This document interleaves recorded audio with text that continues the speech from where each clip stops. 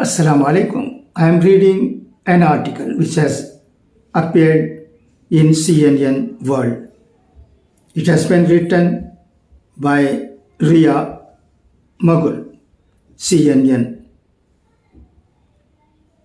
He has been dead for more than 300 years.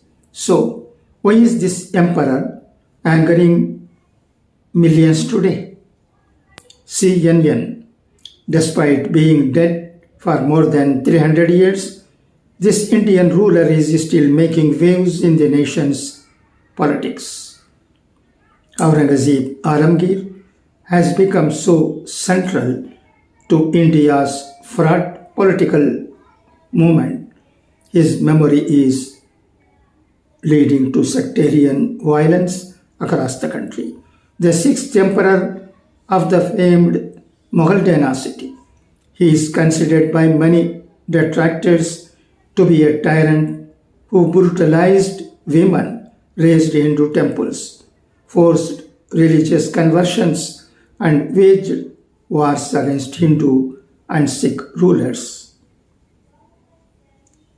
And in a nation now almost entirely under the grip of Hindu nationalists, Aurangzeb's crimes have been seized upon by right-wing politicians, turning him into the ultimate Muslim villain whose memory needs to be erased.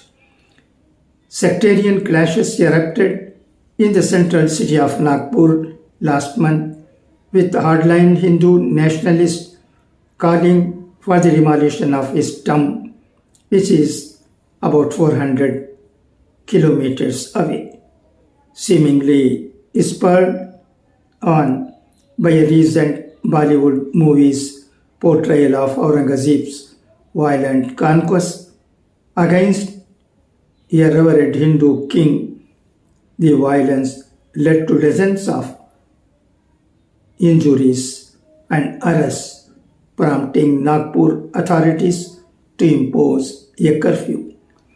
As tensions between the two communities continue to mount, many right-wing Hindus are using Aurangzeb's name to highlight historical injustices against the country's majority faith, and they are causing fears among India's 200 million Muslims.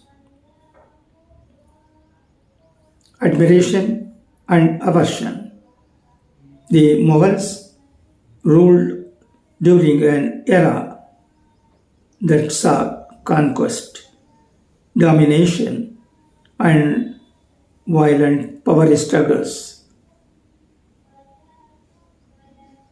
but also an explosion of art and culture, as well as periods of deep religious syncretism, at least until Aurangzeb.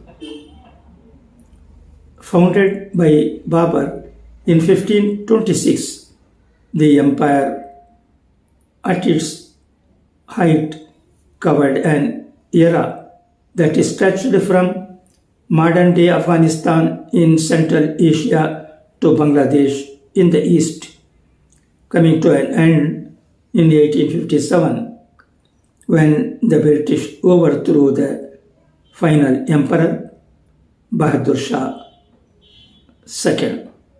Its most well-known leaders, Humayun, Akbar, Jahangir, and Shah Jahan, famously promoted religious harmony and heavily influenced much of Indian culture, building iconic sites such as the Taj Mahal and Delhi's Red Fort. But among this more tolerant company, Aurangzeb is considered something of a dark horse, a religious zealot, and complex character. Aurangzeb evolved a mixture of admiration and aversion right from the moment of his succession to the Mughal throne, said Abhishek Kaishkar, a historian of Persianate South Asia at UC Berkeley. He attracted a degree of revulsion because of the way in which he came to the throne by imprisoning his father and killing his brothers. At the same time, he drew admiration and loyalty for his personal unostentatiousness and piety, his unrivaled military power that led to the expansion of the Mughal realm, his political acumen, administrative efficiency, and reputation for justice and impartiality.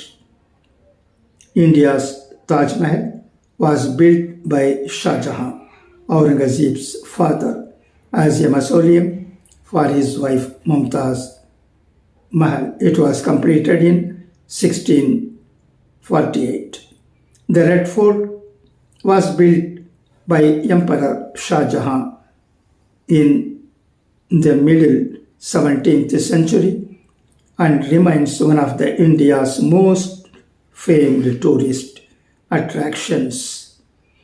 Humayun's tomb was built in the 1560s with the patronage of Humayun's son, the great Emperor Akbar, born in 1618 to Shah Jahan of Taj Mahal fame, and his wife Mumtaz Mahal, for whom it was built.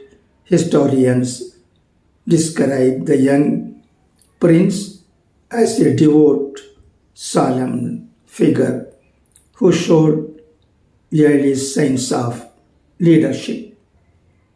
He held several appointments from the age of 18, in all of which he established himself as a capable commander.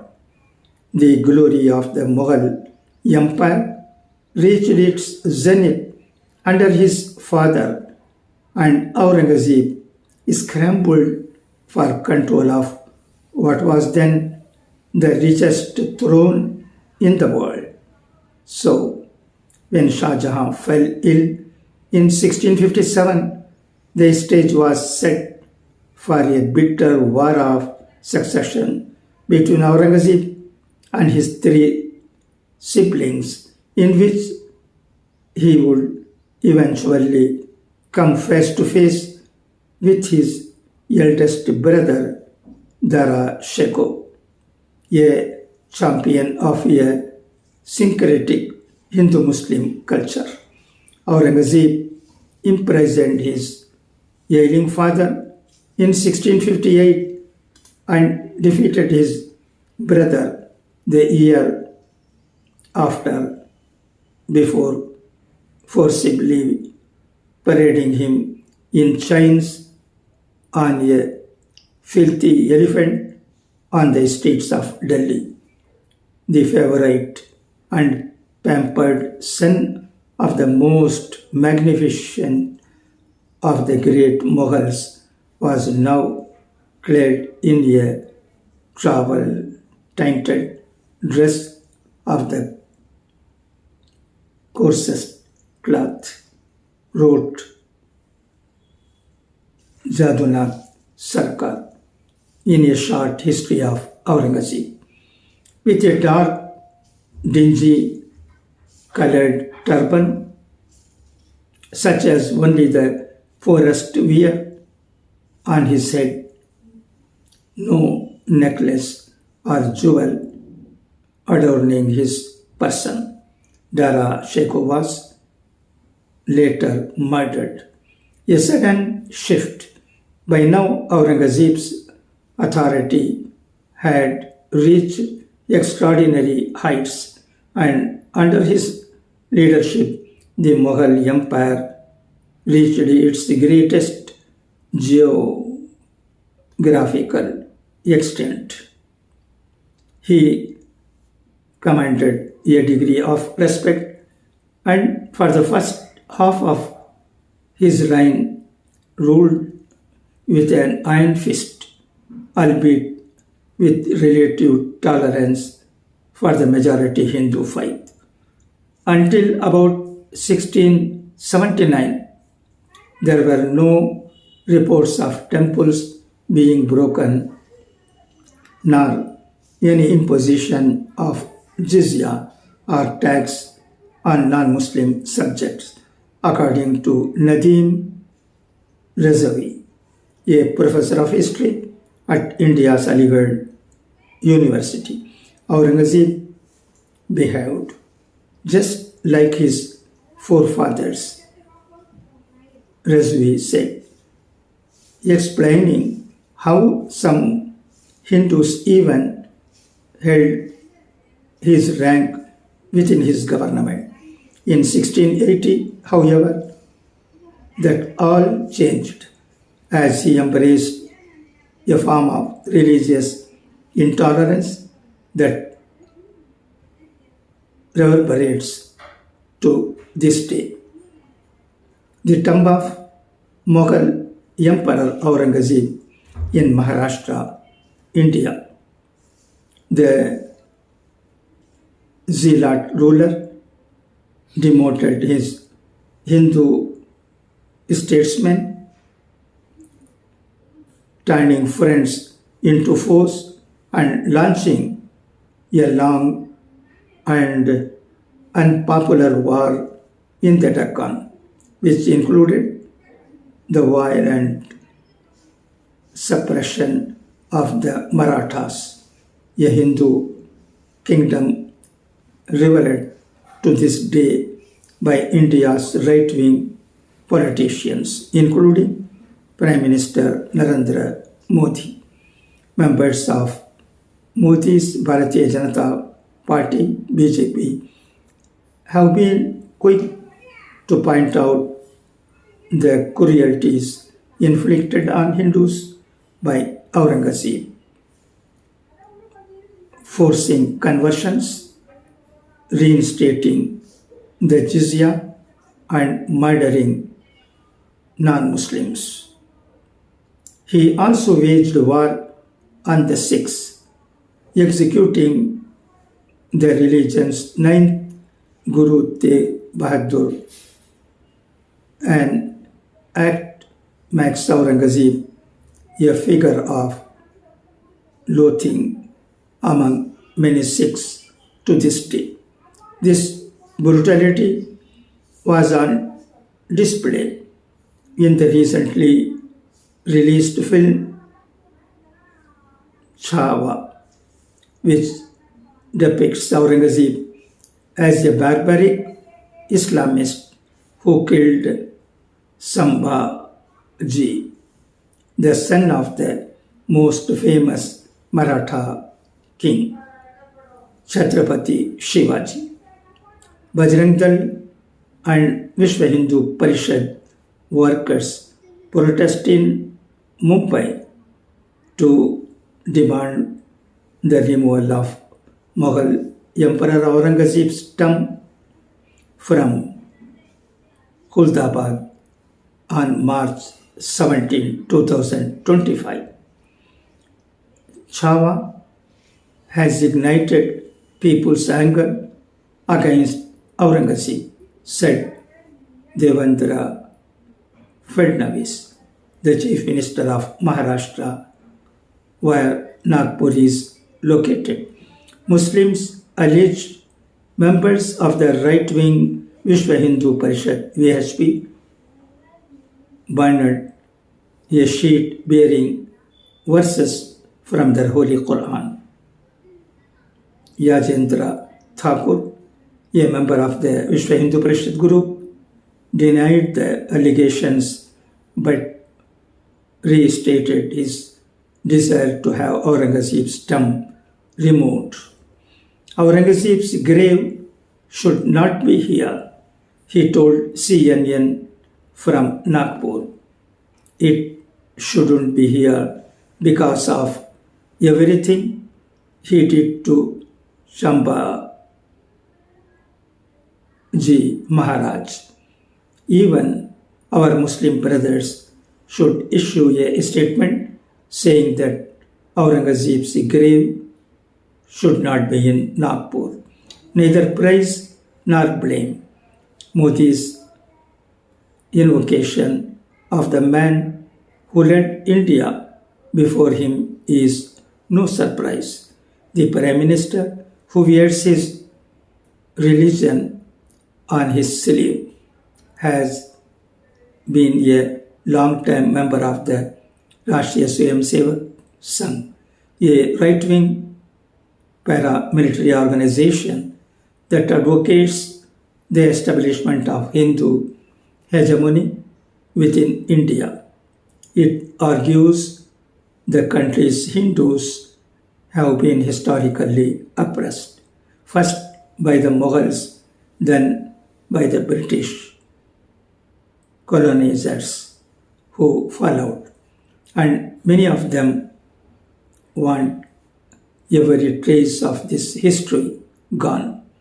The Maharashtra district where he is buried, once known as Aurangabad, was renamed after Shivaji's son in 2023.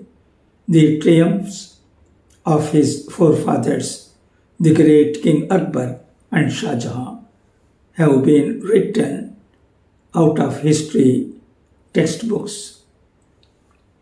Rezavi said, are not enough in schools. They are trying to revert history and replace with myth something of their own imagination. Rezvi said, Aurangzeb is being used to demonize a community.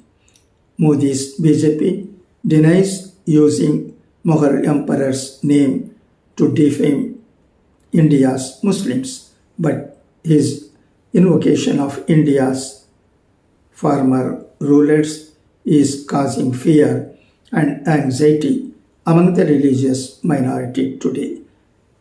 While historians agree that he was a dark, complex figure and don't contest his atrocities, Rizvi said it is necessary to recognize that he existed at a time when India as a concept did exist.